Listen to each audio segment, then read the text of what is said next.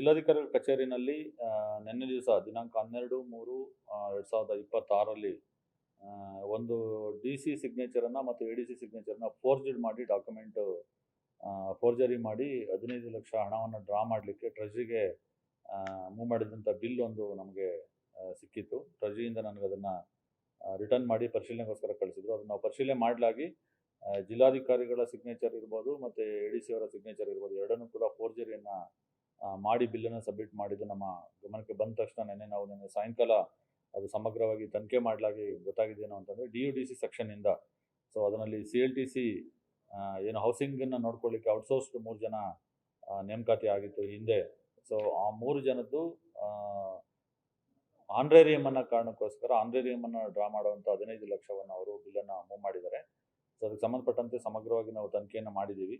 ಸಮಗ್ರವಾಗಿ ತನಿಖೆ ಮಾಡಿದಾಗ ಗೊತ್ತಾಯಿತು ನಮಗೆ. CCTV ಫುಟೇಜ್ ಕೂಡ ಇದೆ. CCTVಯನ್ನು ತೆಗೆದು ನಾವು ನೋಡಿದ್ದೀವಿ.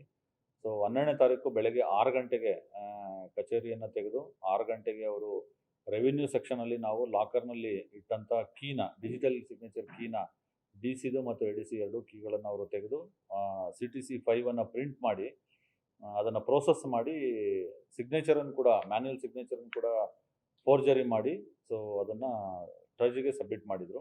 ಅದಕ್ಕೆ ಸಂಬಂಧಪಟ್ಟಂತೆ ನಾವು ತನಿಖೆ ಮಾಡಿದಾಗ ಗೊತ್ತಾಯಿತು ಅಲ್ಲಿ ಸಾದಿಕ್ ಪಾಷಾ ಅಂತೇಳಿ ಒಬ್ಬ ಔಟ್ಸೋರ್ಸ್ ಎಂಪ್ಲಾಯಿ ಅಕೌಂಟ್ ಸೆಕ್ಷನ್ ಇದ್ದಂಥವನು ಮತ್ತು FDA ಕೂಡ ಒಬ್ಬ ಇದ್ದಾನೆ. FDA regular employee.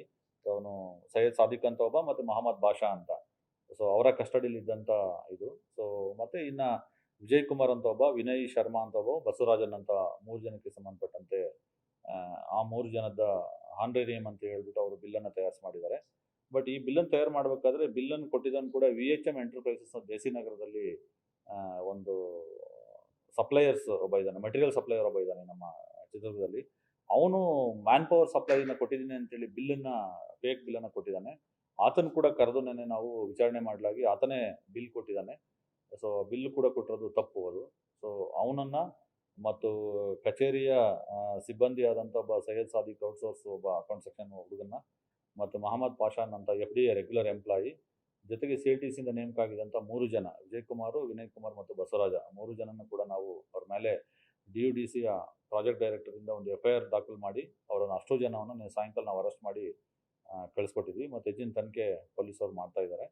ಇದು ಫೋರ್ಜರಿ ಮಾಡೋದು ಭಾಳ ವಿಪರ್ಯಾಸ ಅಂತ ಅನ್ನಿಸ್ತು. ಬಿಕಾಸ್ ನಮ್ಮ ಕಚೇರಿ ಸಿಬ್ಬಂದಿನ ಈ ಥರ ಔಟ್ಸೋರ್ಸ್ ಎಂಪ್ಲಾಯ್ ಜೊತೆ ಮತ್ತು ಹೊರಗಡೆ ಒಬ್ಬ ವ್ಯಕ್ತಿಯನ್ನು ಸೇರಿಸ್ಕೊಂಡು ಈ ಥರ ಫೋರ್ಜರಿ ಮಾಡ್ತಾ ಇದ್ದಾರೆ ದಾಖಲಾತಿಗಳನ್ನ ಅಂದರೆ ಬಹುಶಃ ಬೇರೆ ಇನ್ನೇನು ಮಾಡಿರ್ಬೋದು ಅಂತೇಳಿ ನಾವು ಸಮಗ್ರವಾಗಿ ಎನ್ಕ್ವೈರಿ ಮಾಡಲಿಕ್ಕೆ ಹೇಳಿದ್ದೀವಿ ಮತ್ತು ಅವ್ರ ಮೇಲೆ ನಿರ್ದಾಕ್ಷಿಣ್ಯವಾಗಿ ಕ್ರಮ ಕೂಡ ತಗೋತೀವಿ.